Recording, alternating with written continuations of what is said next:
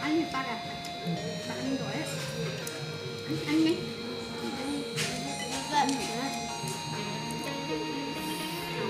Chị Khang. Xin chị Khang bắt cho.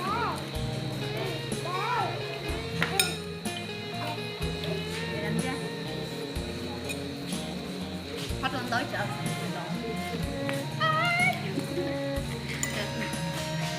Trứng ngon này mà đây ạ.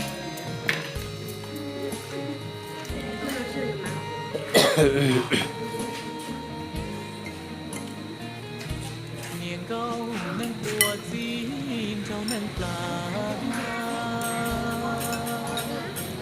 คือเต่าคือหาลองก่อนสองหัวกิน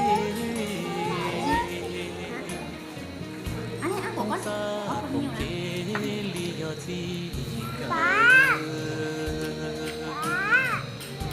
เนี่ยจออีกราชีลูลอเดยังจียอบาลูยงชงกอก็เด้เธอหอเขาปอขาหูลอดชอก็คูลูเชียบัว Cái điều thôi, rồi đi hết ăn đi hành rồi.